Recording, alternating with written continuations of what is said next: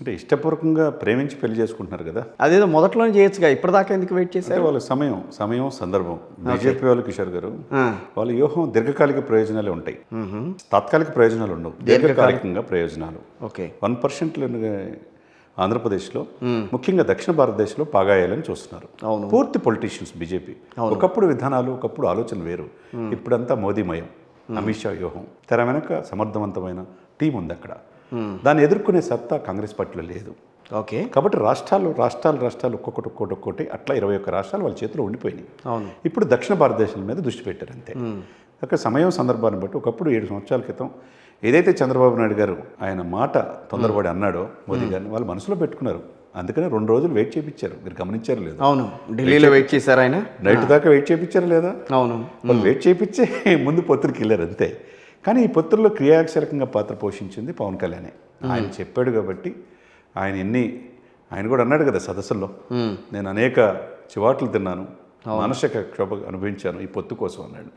అంటే ఏంటి, వాళ్ళు బీజేపీ జనసేన కలిసి వెళ్దాం, టీడీపీ కాదని అన్నారు. కానీ టీడీపీ కావాలి, 40% ఓటు బ్యాంక్తో కలిస్తేనే జగన్ని ఎదుర్కోగలం, నా మాట ఏనండి అని రిక్వెస్ట్ చేశాడు. అని ఆయన చెప్పిన మాటే, మనం ఏం కొత్తగా చెప్పింది ఏం కాదు. కాబట్టి ఆ పొత్తుల కలయిక లేటెస్ట్గా అయినా ఈరోజు 4 రోజులు ఎలక్షన్ నోటిఫికేషన్ ముందు అయింది. కాకపోతే ఇక్కడ జగన్మోహన్ రెడ్డి గారిని దూరం పెట్టడం, టీడీపీ చంద్రబాబు నాయుడుతో ఇప్పుడు కాదు మా సంబంధం ఎప్పటి నుంచో ఉందని చెప్పి నడ్డా గారు చెప్పటం, ఇది నాకు తెలిసిందే అని చెప్పి పవన్ కళ్యాణ్ వ్యూహాత్మకంగా మౌనం వహించటం, గందరగోళంలో పడిపోవటం, పురంధరేశ్వరి గారు ఏమీ తెలియనట్టుగా ఆమె పాత్ర ఆమె పోషించడం, ఇవన్నీ కూడా ఏదైతే రాష్ట్ర విభజన జరిగినప్పుడు ఎవరి కాళ్ళు సోనియా గాంధీ దగ్గర లోపలికి వెళ్ళారు, బయటకు వచ్చి కలిసి ఉండాలని చెప్పామన్నారు. కానీ లోపల జరిగింది వాళ్ళకి తెలుసు. కానీ ఎవరి పాత్ర పోషించారు అంతే. రాష్ట్ర విభజన జరిగిందని అందరూ తెలుసు. కాబట్టి ఇక్కడ ఏంటంటే ఎవరి పాత్ర ఎవరు, ఈ సమయం వచ్చింది. సోమవీర్రాజు గారు సమర్థవంతంగా అధికార పార్టీని ఎదుర్కోలేకపోయాడు, కన్నా లక్ష్మణ్ గారిని చేయలేకపోయాడు, పురంధరేశ్వరి గారిని పెట్టి ఇప్పుడు ఒక ఆట బీజేపీ ఆడింది అంతే. దాంట్లో వ్యూహాత్మకంగా పవన్ కళ్యాణ్ గారు పాత్ర పోషించాడు. టీడీపీని తీసుకెళ్లి ఎన్డీఏలో కలిపేస్తున్నారు. అయిపోయింది, 26 పార్టీలు 27వ పార్టీ అయిపోయింది. గతంలో మనం మాట్లాడుకున్నప్పుడు అట్లీస్ట్ 40 సీట్లన్నా జనసేనకు వస్తాయని అన్నారు. ఇప్పుడు జనసేనకి 24కు మించి ఒక్క సీటు కూడా ఇవ్వలేదుగా. లేదు కదా, 24 అవసరమైతే 3 ఎంపీలు అన్నారు. 3 ఎంపీలు అవసరమైతే అనకాపల్లిని త్యాగం చేయడానికి సిద్ధమైపోయాడు పవన్ కళ్యాణ్ గారు. ఇప్పుడు నాకు ఒకటి అనిపిస్తోందండి, మరి అంటే చూసే జనం ఒప్పుకుంటారో లేదో కానీ టీడీపీ బీజేపీనే కనిపిస్తున్నాయి కానీ జనసేన చివరికి వచ్చేస్తుంది. సీట్లు తక్కువ, ఎంపీ సీట్లు తక్కువ, బీజేపీకి ఇచ్చింది ఎక్కువ, టీడీపీకి ఎక్కువ. వీళ్ళిద్దరూ కలిసిపోతూ జనసేనని ఒక రకంగా పక్కన పడేస్తున్నారేమో. డెఫినెట్గా ఇప్పుడు దాకా అవసరం జనసేన పోరాట పటిమ లోపించింది.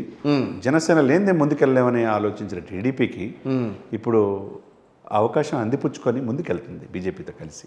అంటే పవన్ కళ్యాణ్ గారు అనవసరంగా టీడీపీని బీజేపీకి దగ్గర చేశారా? డెఫినెట్గా.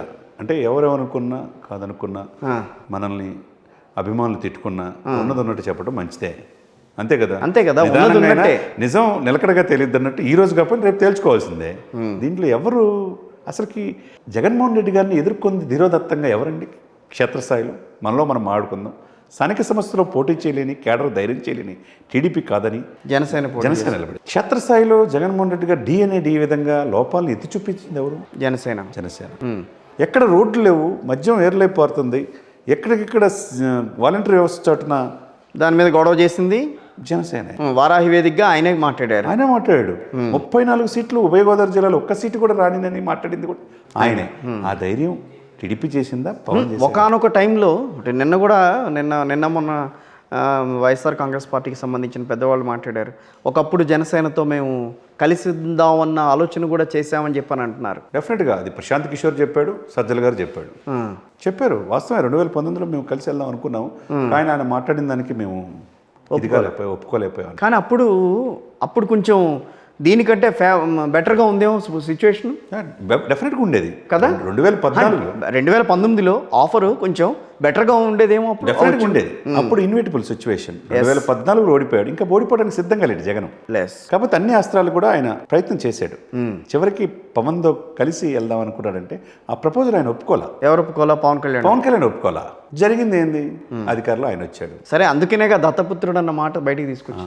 ఏదేమైనా కానీ ఇప్పుడు సిచ్యువేషన్ బట్టి చూస్తే కూడా నిజంగానే టీడీపీకి ఆయన కావాలని వంతబాడుతున్నట్టుగానే కనిపిస్తుంది ఒక దత్తపుత్రుడుగానే. అంటే దత్తపుత్రుడు అనేది మనం అనలేం, కానీ ప్యాకేజ్ స్టార్ అని మనం అలా అంటున్నారు కానీ అనలేము కదా. ఇప్పుడు జగన్మోహన్ రెడ్డి గారు ఇప్పుడు అంటున్నారని అనుకుంటున్నారు. అసలు ప్యాకేజ్ స్టార్ అనేది ఎవరి నుంచి వచ్చింది? టీడీపీ కర్మాగారం నుంచి వచ్చిందే. ఎస్, వాళ్ళు చేసిందే. ఇక్కడ ఆ రోజు ఒక్కటే సార్ కిషోర్ గారు, మనం ఉన్నట్టుగా యాజ్ ఏ జర్నలిస్ట్ కావచ్చు, మీకు 2 దశాబ్దాల అనుభవం, మనం కూడా దాదాపుగా 20 సంవత్సరాలు లాక్కు చూసాం కాబట్టి ఒక లాయర్గా చెప్తున్నాం. Rule is rule for all. చట్టం దృష్టిలో ఎవరైనా సమానలే. ఒకప్పుడు టీడీపీ పార్టీ ఎలా ఉంది, ఇప్పుడు టీడీపీ పార్టీ అట్టుంది. ఒకప్పుడు జనసేన పార్టీ అయింది, ఇప్పుడు గ్రాఫ్ జనసేన ఎలా పెరిగింది. మర్యాద, స్నేహం ఇచ్చిపుచ్చుకునే ధోరణిలో ఉండాలి.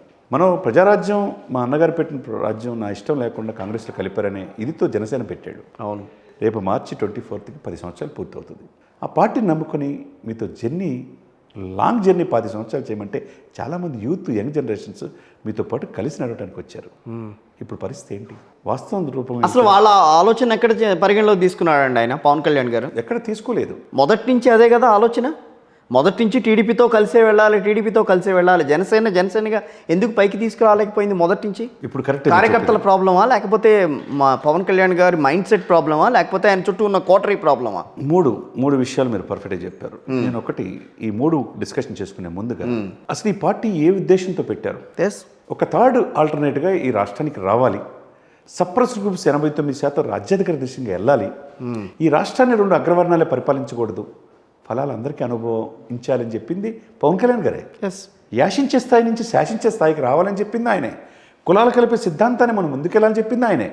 మరి ఎందుకు ఇక్కడ ఆ 2 అగ్రవర్ణాల చేతిలోనే ఈయన అక్కడ ఒక వర్గం చేతిలో బందీ అయిపోయిన ఈ రోజున? అదే కదా సార్. ఇప్పుడు 2014 కిషోర్ గారు, ఆ రోజు టీడీపీ ఏంటి పరిస్థితి? లైఫ్ అండ్ డెత్ సమస్యలో ఉన్నప్పుడు అనుభవం ఉన్న వ్యక్తి ఈ రాష్ట్రానికి కావాలి, ఫ్యాక్షనిస్ట్ కాదని చెప్పేసి ఆ రోజు జగన్ కాదని చెప్పి చంద్రబాబు నాయుడు గారు చేసింది ఇదే పవన్ కళ్యాణ్ కాదా? అవును. మరి నేను నమ్మి ఇక్కడ ఓటు మీరు పాల్గొనలా. ఆ రోజు బీజేపీ అయినా 13 స్థానాల్లో గెలిచారు. అవును. వాళ్ళు ఏదో 2 మంత్రి పదవులు తీసుకున్నారు. ఆ రోజు పదవి త్యాగం చేసింది పవన్ కళ్యాణ్. మరి ఏమి త్యాగం చేశాడు? ఇప్పుడు 2019లో మీరు మీ మిత్రుడే కదా ఒకప్పుడు. ఆయన ఎమ్మెల్యే అయినా చూసారా? బలమైన అభ్యర్థులు పెట్టి అటు జగన్మోహన్ రెడ్డి గారు, చంద్రబాబు నాయుడు గారు ఇద్దరు ఓడించింది వీళ్ళు కాదా? ఇప్పుడు వాళ్ళ అవసరం రీత్యా కష్టాల్లో ఉన్న పార్టీకి ఆక్సిజన్ అందించి 55 రోజులు జైల్లో ఉంటే ఆపన్నాస్తం అందించాడు సార్.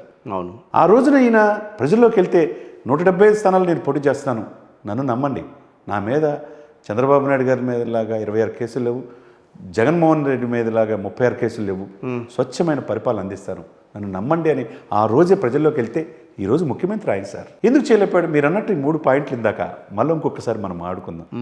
ఆయన స్వయంకృత అపరాధమా, లేకపోతే ఎవరైనా ప్రలోభాలకి ఇదయ్యాడా, లేకపోతే 3 ఆయన చుట్టుపక్కల ఉన్న వాళ్ళ యొక్క ఇదిలో కోటరీ. తప్పేం లేదు, దాంట్లో కోటరీ ఉంది, డెఫినెట్గా ఉంది. నేను ఇప్పుడు ఫస్ట్ టైం చెప్తున్నా. ఇప్పుడు దాకా నేను కూడా పవన్ కళ్యాణ్ గారు సీఎం కావాలని మనస్ఫూర్తిగా ఇప్పటికీ కోరుకుంటాం. కానీ ఆయన పక్కన ఉన్న వాళ్ళు ఎటువంటి వాళ్ళు కూడా ఆలోచించుకోవాలా.